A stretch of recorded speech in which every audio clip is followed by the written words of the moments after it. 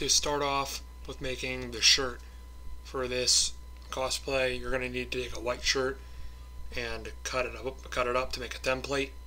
First, you're going to need to cut down the sleeves, cut the sleeves off, and then the shoulders, and then cut down the middle of the shirt itself. So when you lay it out, it would be the template that you need to trace onto the fabric that you're using to make the shirt. This is what the template should look like whenever it is all laid out on top of the fabric that you're using. I had traced the template onto the red fabric that I'm using with a little bit of offset so I can have a little bit of extra room to work with when I'm making this shirt. Whenever you are all done cutting out the shirt, you should put it back together like the template was at the beginning of this video and get ready to sew the shoulders together. The shirt has been put together. You can sew the shoulders together rounded, like a regular shirt goes around your shoulders, like this. Kind of hard to do with one hand, I'm sorry. That would look so much better than flat because it would stick straight up in the air and it just would not look good.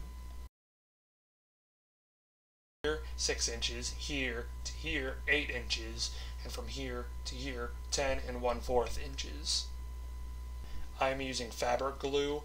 You can get it at like your local fabric store, Joann Fabrics, whatever. You don't have to use it. I just don't like stitch lines very much, so I'm going to use it to put the collar together.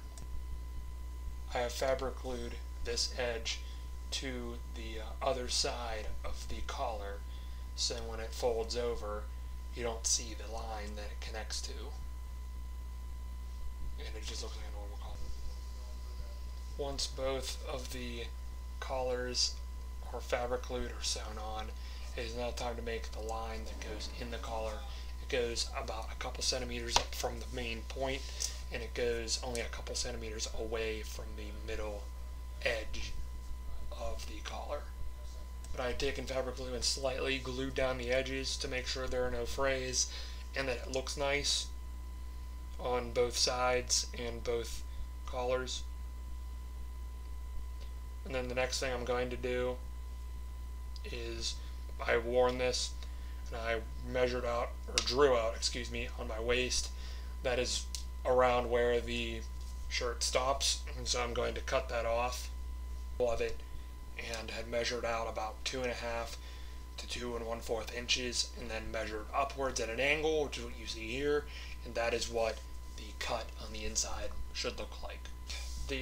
This edge and fabric glue down the edges to hide the frays if you have any. If not, just skip this step.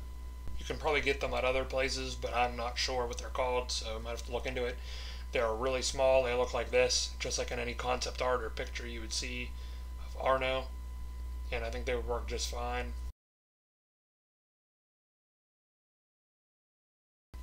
You can put the fabric on the right over top of the buttons and draw on them, on the fabric, so you know where to cut in the hole. And then this is what it looks like after it is all done and the buttons are sewn on and connected. The right side is pretty much on purposely made longer because it is kind of distorted in the picture, so I made it longer just to kind of match one of the pictures I had seen of Arno. So I hope you like it. Like, comment, and subscribe for more Arno cosplay, and stay tuned till the next video. Alright, see you everyone. Twins of Destruction out.